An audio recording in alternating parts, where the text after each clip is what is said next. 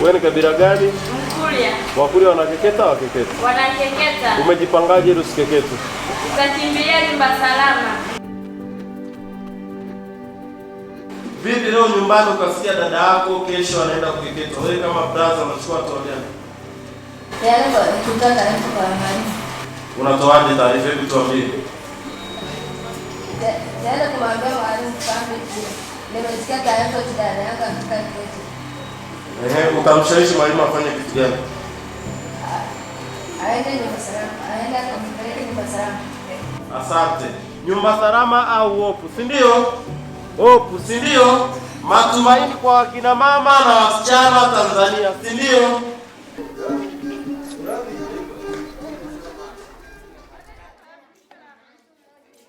Nina miaka 14. Nimetokea kijiji cha Nyasurura, ni umbali kutoka Mgumu mjini masaa mawili. Nimefika hapa tarehe 17 mwezi wa 12 2019.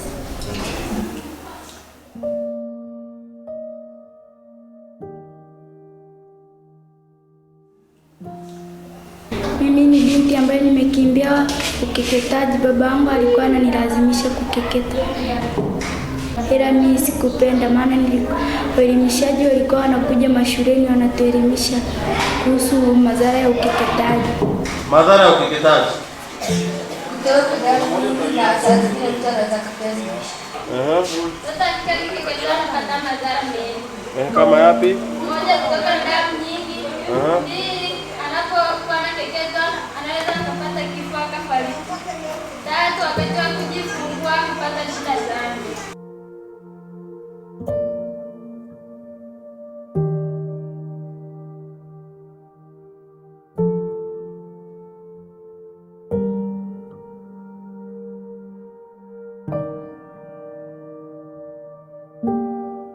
Mimi baba alikuwa ananilazimisha kwamba nikekete ili nimpatie mali.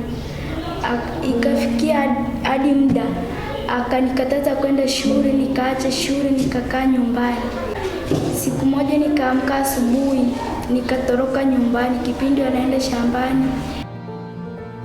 Mimi nikaamka, nikaenda nikapata basi la kuja Mgumu nikakaa.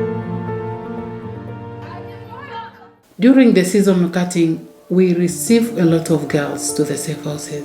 In 2018-2019, we received 315 girls who were free from FGM.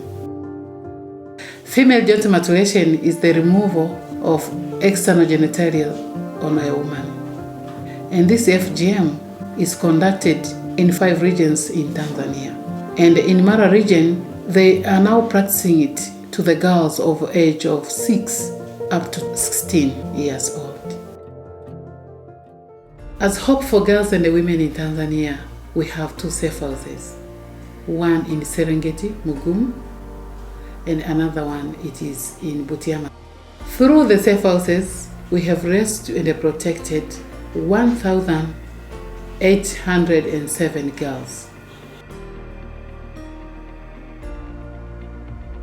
FGM is a preparation of girls to be married, because they say if a girl is cut, now she's ready to be married. Nisingefika hapo, babangu alikuwa amepanga kunikeketa. Ningekeketa tu na alikuwa amepanga nikeketa niozeshwe. Maana ningekeketa nisingefikia ndoto yangu. FGM affects girls not to reach their dreams, not to continue with their education, because they are taken out from schools for them to be married. I'm passionate working on eliminating this FGM because of what happened to me. When I was 11 years old, I was having my friend Sabina, who was cut, and she died because of too much bleeding. Sabina was thrown into the bushes to be eaten by wild animals because it was a curse to bury a dead body of a girl who was cut at the family compound. But when I completed my standard 7, I was 13 years old. my mother asked me, Robbie, you will be cut this year. I questioned my mother, do you want me to die like Sabina? And she said, no, you won't die. Sabina died because her parents didn't select a good cutter for her. But for you, we are going to select a good cutter. After the death of Sabina is where I knew the effects of FGM. I pleaded my mother not to cut me, but she didn't want to listen to me. So I got an idea, what can I do? Because I don't want to be cut. Maybe I will share with my aunt, so she may protect me, so I will not be cut. I met with my aunt. Before I share anything with her, she started dancing in front of me, saying we are going to celebrate when you will be cut, we will eat a lot of meat, a lot of food. Really, I failed even to share my idea with her. But I went back home, trying to cry, but telling my mother that I don't want to be cut. And my mother, she didn't want to listen to me. But I questioned her, what does someone do so that the community should know that she don't want to be cut? And my mother told, you have nothing to do. This is our tradition. You have to agree to be cut. I'm your mother. I was cut. I am coming from a Maasai tribe. And you know, your aunt were cut. Your father is coming from a Kuria tribe. You must accept this tradition. So I pleaded my mother again and again, but she didn't want to listen at all. I got another idea. What can I do? Maybe I can run to town. So I take one of my dress in a plastic bag as my preparation for my journey to town. When I was on that final stage, now starting moving from home, it reminds when I was in standard 5, we were taught the effects of running to town without knowing anybody. I failed and I returned back home. The day came, we were 16 girls and 2 cutters. One cutter was special for me, so I was cut. I got unconscious for 4 to 5 hours because of too much bleeding. Even the message started to spread in the village that Rob has died. But finally I wake up. I heard one woman said she got unconscious for a long time. I'm not sure if her brain will wake properly. That is where I knew what happened to me. When I look at my mother, she was having a lot of tears on her face. I questioned her, do you see? And she said, yes. I questioned again, will you do the same to my young sisters? And she said, no. From that day, my family stopped not to cut the girls. But also, some other neighbors also, they stopped to cut their daughters. At that time, if there could be safe houses, I could run there and I could not be cut. So I'm fighting against this FGM because I don't want to see more girls are cut like it was happened to me.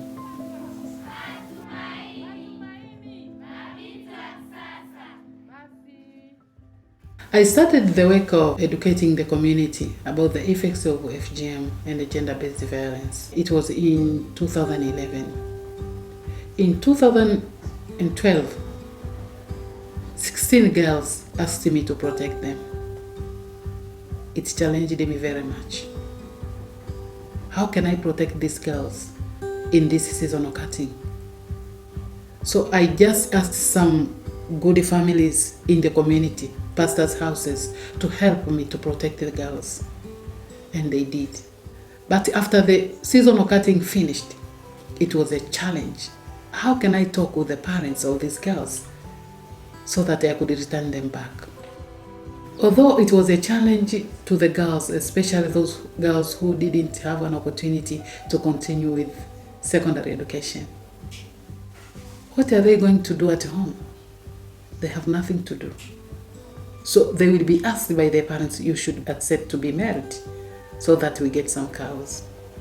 I see that is where, again, I realize that we need a safe house while accessing other training skills, but also to support the girls who need to continue with their secondary education or primary school.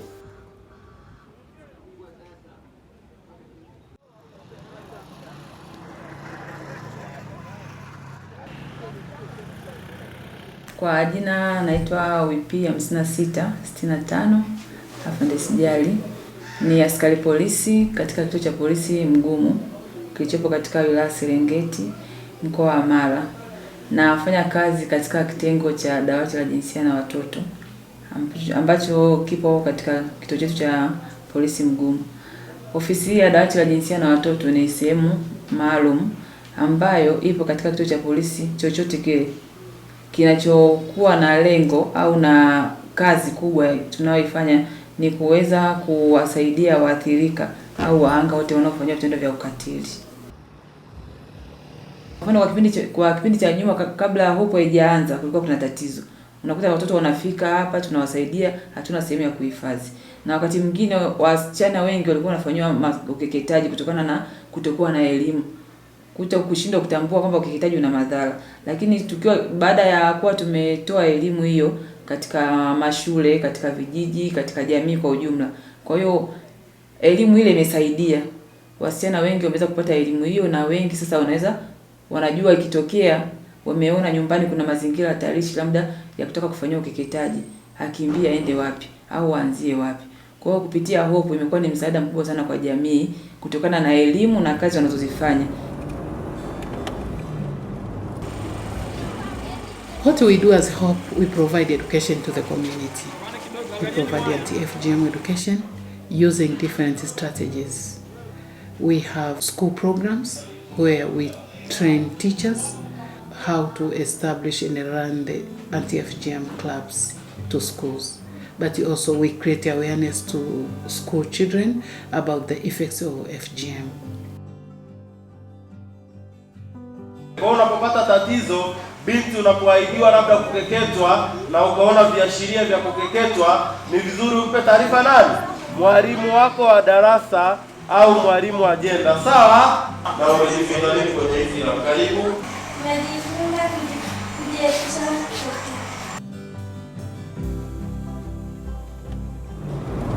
We provide education using road shows where we are using traditional dance competitions to deliver anti-FGM messages to the community. And these traditional dances are attracting a lot of people to come of different ages, children, women, boys, men, even traditional leaders are coming. Kama nilivyokusha kuambia, ni matumaini kwa wakina mama na wasichana Tanzania. Tumefika katika kijiji hichi hapa. Leo tutakuwa na road show, ina maana maonesho ya barabarani, tutatoa elimu. Lakini pia kikundi chetu cha ngoma kutoka Hope tutatoa burudani. Lakini pia tutakuwa na viongozi mbalimbali kutoka katika wilaya yetu ya Serengeti.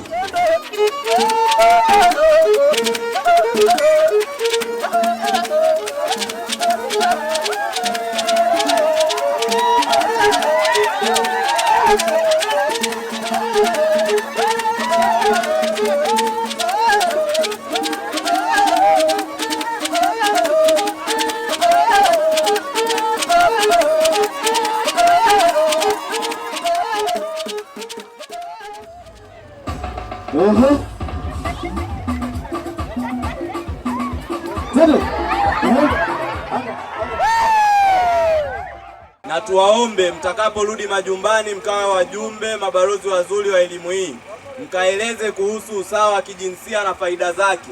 Tunapokuwa tunapatiana fursa sawa wanaume na wanawake, kwa pamoja wote tunapata nafasi ya kuleta maendeleo katika nyumba yetu, katika jamii yetu na katika nchi yetu kwa ujumla.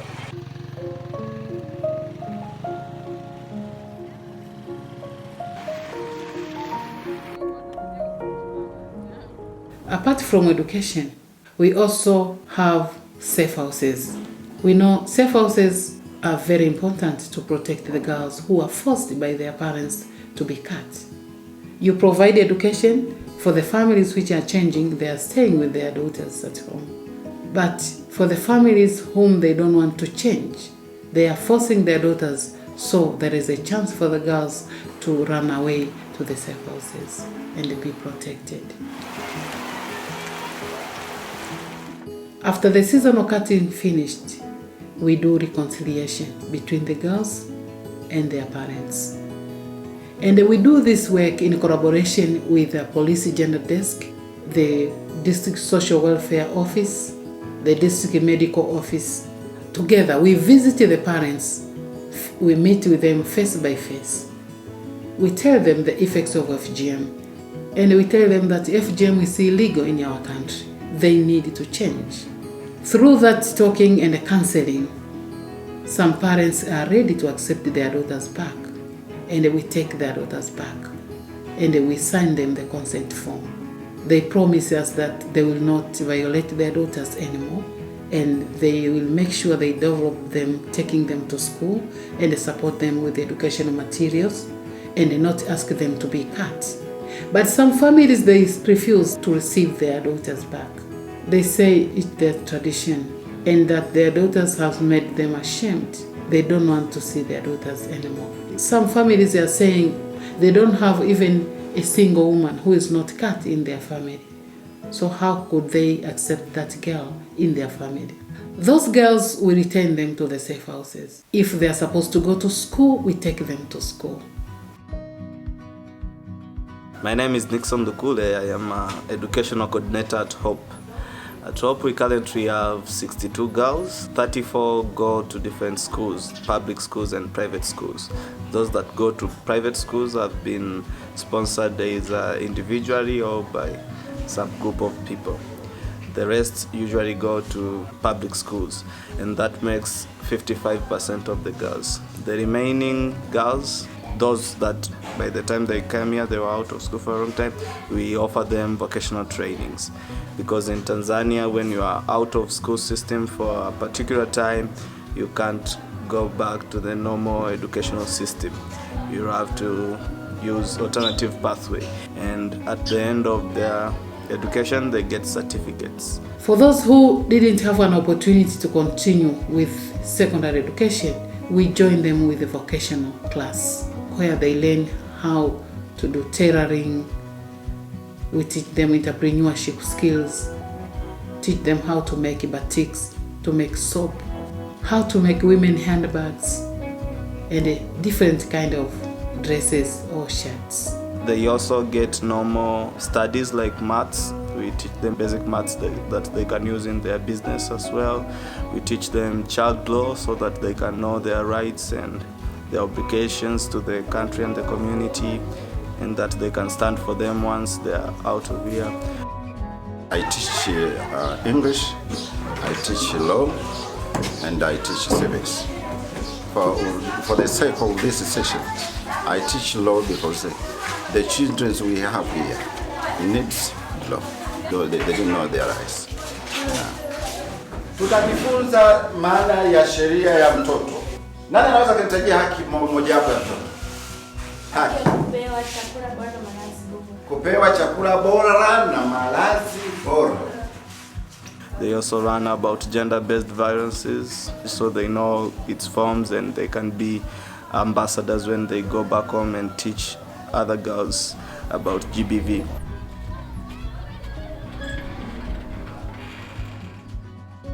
Kwamba kwa nini nifanyiwe vile? Inanipasa mimi niweke juhudi katika masomo ili na mimi leo na kesho nikaje kuelimisha jamii kwamba ukeketaji sio mzuri, si ndio? Kama sasa hivi mnapata elimu. Hii elimu unayoipata hapa inafanyaje? Inakusaidia kwamba ninaporudi kule nyumbani nitaenda kuelimisha jamii kwamba jamani, ukeketaji sio mzuri. Mimi umenisaidia sababu nimeukimbia, na leo sasa hivi mimi ni nani? Ni fundi mzuri, ni mjasiriamali, ni mwalimu. Kwa sababu kuna wengine watakuja kuwa walimu, watakuja kuwa manesi, si ndio? We also have a small group of girls who come that have never been at school, so they join our reading and writing classes. And once they have known that, they upgrade into the vocational training class. And those that are still young enough and they are in the vocational training class and they show capabilities, get the chance to go back into the normal educational system. After every 3 months, we do a follow-up to the parents to see how are the girls doing. We go to school, we talk to the teachers, we ask about the girls' performance. Nasoma shule ya sekondari Mgumu Serengeti. Nimetokea kituo cha Hope. Maendeleo ya shule ni mazuri, naendelea vizuri. Na naamini nitasoma na nitafanikiwa. Na ndoto yangu nitaitimiza. Ndoto yangu ni kuwa mhasibu. But also we talk to the girls. How are they doing with their parents? So we listen, and finally we visit the family. If there are some challenges, we solve the challenges by reminding the parents about what they have signed. But also we visit the families, those whom rejected their daughters. We insisting in telling them about the effects of FGM, telling them that we need to change. But sometimes we succeed to change some of the families again. For the girls who completed their vocational skills, we give them the tailoring machines in order to support them to start their work in their community.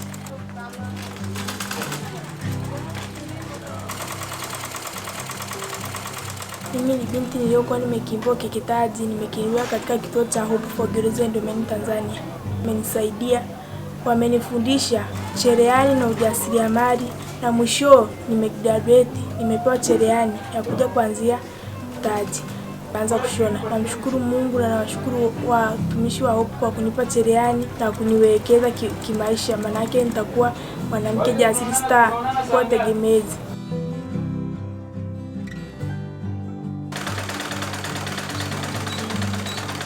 Mimi msichana niliyekimbia ukeketaji nikaenda Hope.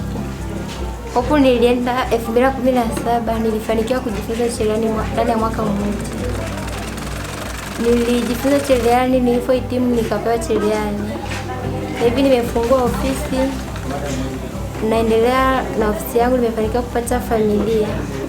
Naendesha familia yangu, najitegemea mwenyewe.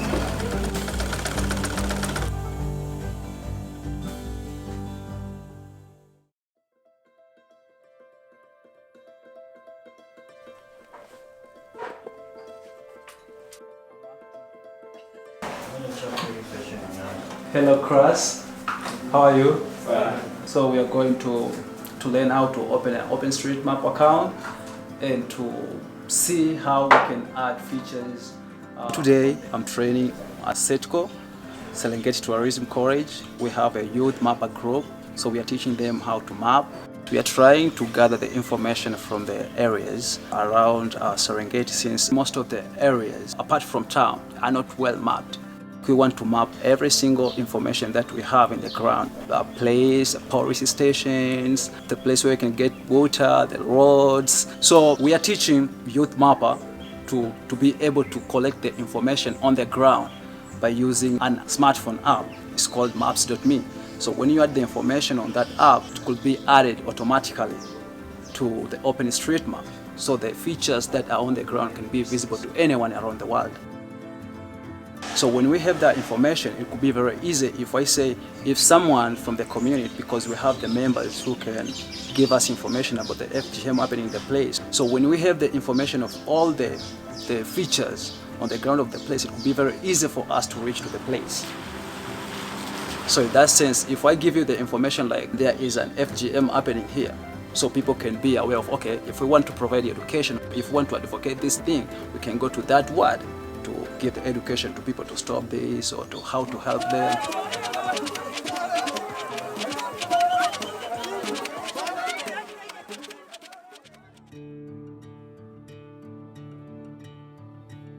Na umri wa miaka 15, ni msichana ambaye nimekimbia ukeketaji. Nimetokea kijiji cha Koleli, wilaya Serengeti, mkoa wa Mara. Babangu alikuwa ananilazimisha kwamba nikekete, lakini mimi nilikuwa nimeshapata elimu juu ya madhara ya ukeketaji. Babangu alipokuwa akinilazimisha kuwa nikekete, mimi sikukubaliana kabisa na hicho kitendo. Nikamwambia baba kwamba ukeketaji una madhara, siwezi kukeketwa. nikamtajia babangu hata madhara baadhi ili aelewe kwamba ukeketaji una madhara. Lakini babangu akaniambia kwamba wewe ni mjinga kama hutaki kukeketwa, kwa sababu tangu enzi za mababu zetu na kiketo, mbona sijai kuona mtu amekufa, lakini wewe unasema kwamba ukeketaji una madhara? Hebu keketo tuone kama kweli unaweza kufa.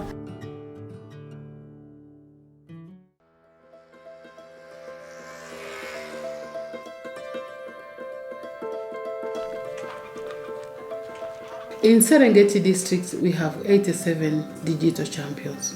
We train them how to rescue the girls in their community and how to report the FGM and GBV cases and how to do mapping, and they map different areas in the village. Hii simu kwa ajili ya kusaidia watoto unyanyasaji wa kijinsia kwa ujumla.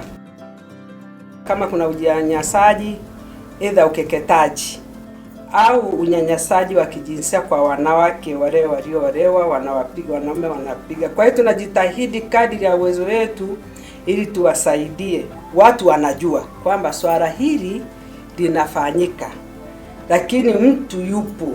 Kwa hiyo wanakuja wanatoa taarifa likijitokeza. Taarifa ikipatikana, mimi natumia hii simu, natoa taarifa. ODK ni form ambayo iko kwenye hii simu. ODK inaitumia pale ninapokuwa nimekutana na tukio, ndipo ninapochukua ODK na kuanza kuandika taarifa zake. Tunapoituma inafikia shirika letu, linafikia halmashauri, wanapata taarifa zake, dawati la jinsia na ustawi wa jamii kiujumla. Inakuwa limesharipotiwa kwa kila sehemu. Vile nikiongelea kwa upande wa taarifa ambazo zinafikika katika ofisi yetu. Kwa mfano sasa hivi mimi niko ofisini hapa, napigiwa simu kwamba labda kijiji cha Nyansurula au kijiji cha Machocho kuna binti ipo katika hatari ya kukeketwa. Na mara nyingi taarifa hizi tunazipata kutoka kwa wasili wetu ambao wako vijijini, ambao wanaitwa informers. Mainforma wako, kuna mainforma wa kiume na tuna mainforma ambao ni wanawake, ambao tayari kupitia shirika la Hope walishapata mafunzo ya kuweza kuokoa mabinti kutokana katika hizo hatari za ukeketaji na ndoa za utotoni. Kwa hiyo kupitia mainformers sasa, ninapokuwa napata taarifa hapa kutoka kwa informa wangu, na cha kwanza kabisa ninachokifanya najulisha kwa viongozi wangu, na nitapata usafiri, nitachukua na timu ya askari wenzangu wa dawati au na timu nyingine ya askari wa upelelezi, tunaweza kuwasiliana na yule mtoa taarifa sasa ambaye ni informers. Na inakuwa rahisi kufika katika eneo la tukio lenyewe. Nimesaidia sana sasa hivi wanawake na hata ukeketaji. Kwa ujumla kwetu katika kata yetu, hata hawa majirani zetu ambao ndio walikuwa wakeketaji sana, sasa wameacha. Wasichana niliowasaidia ni wasichana kama 8 hivi ambao nilisikia wanataka kukeketwa na nikawafuata wazazi wao, tukakubaliana mkikeketa tu mimi nawatolea taarifa. Kwa hiyo sasa hivi mambo ni mazuri. Ilipofika siku ya Jumapili nilienda kanisani. Alikuwepo mama mmoja anaitwa, ambaye ni mama ambaye anahusika na mambo ya ulinzi na usalama ya mtoto na mwanamke, ambapo alikuwa anaelezea juu ya madhara ya ukeketaji. Nikaenda nikamweleza kwamba nyumbani kwetu mpango kwamba mimi nikeketwe ili niweze kuolewa niwape mali. Akaniambia kwamba utakuja nyumbani kwangu na mimi nitakusaidia. Ilipofika jioni nilienda kwake, akanipiga picha na akarusha katika shirika la Hope, na walipoona picha yangu walichukua usafiri na mapolisi wakaja mpaka kwenye huo mji wa huyo mama, wakaja wakanichukua wakanileta kituo cha polisi na wakaja wakaniandikisha. Baada ya kuniandikisha wakanileta kituo cha Matumaini. Nilipofika kituo cha Matumaini naishi vizuri, na tangu mwaka 2018 nilipokuja hapa napata mahitaji yangu yote ya msingi na ninasoma.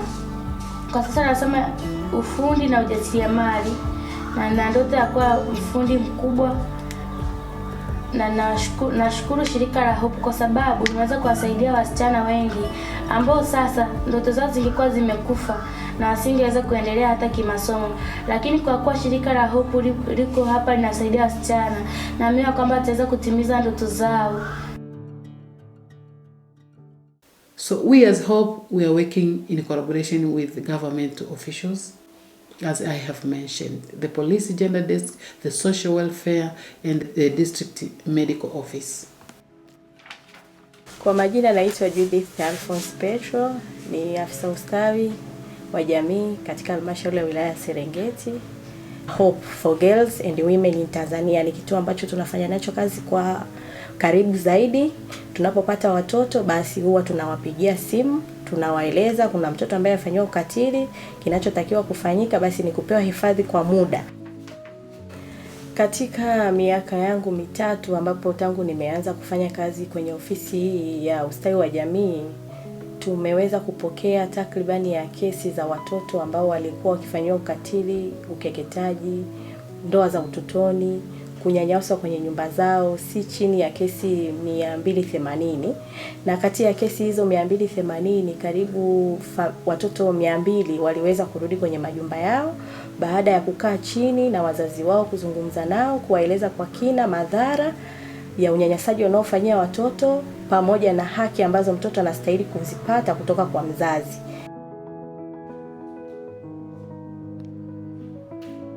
Naitwa Wambura Sande, afisa maendeleo ya jamii wa wilaya. Mwaka jana siku 10 za kuzuia ukatili kupinga ukatili wa kijinsia, ile ilianza tarehe 25 Disemba mpaka tarehe 10 Januari.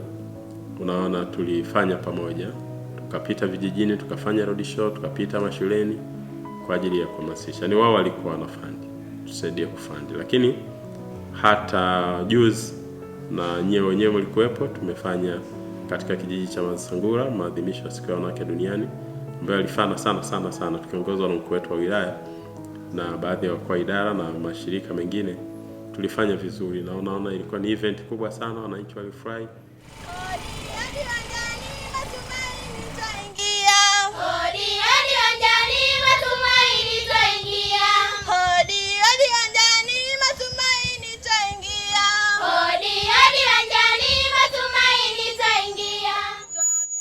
Baba zangu, ndugu zangu, wale ambao mna mipango ya kukeketa mabinti zenu, naomba tuache, tubadilike.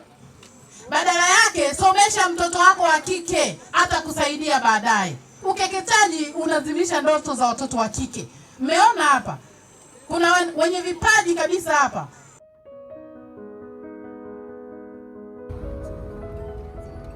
Today is International Women's Day, where we celebrate it at Masangura village in Serengeti district. I'm glad that almost 4 women came to me and telling me about their daughters, that their husbands are planning to cut their daughters, although for them they don't want, because they knew the effects of FGM. So they're asking if we could support them to rescue their daughters. So also 3 girls came to me after the event, telling me that their parents are planning to cut them during school holiday in early April. So we have directed them and we are planning the way we could rescue those girls so they could be protected to the safe house.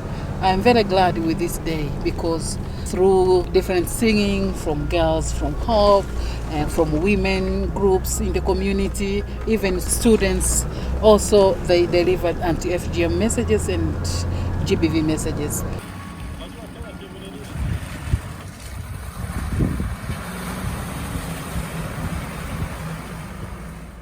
The vision for our organization is to free gender-based violence in Tanzania, such as female genital mutilation, child marriage, and wife battery.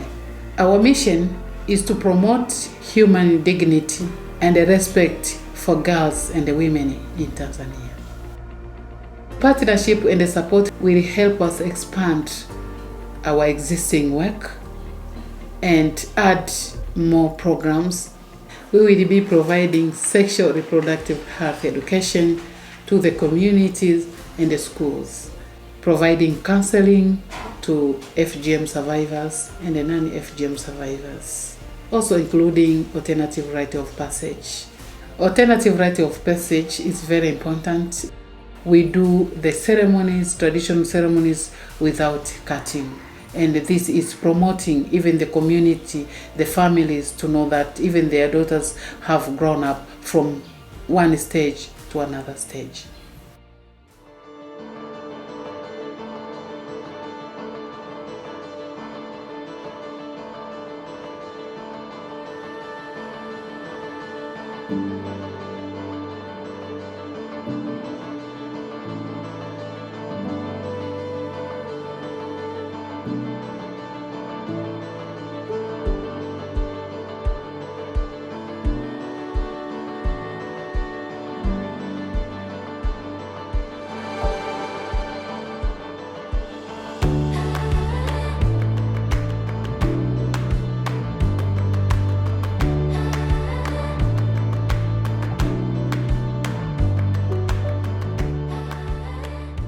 Hello, I come from Hope for Girls and Women in Tanzania. I escaped the female genital mutilation FGM. My dream is to become a doctor. Thank you. I am from Hope for Girls and Women Tanzania. I ran away female genital mutilation. I am studying. I want to become a pilot. My dream is to become a doctor. Thank you. I dream to be a teacher. My dream is to be a journalist. My dream is to become a designer. My dream is to become a doctor. Please empower us women we can. Thank you.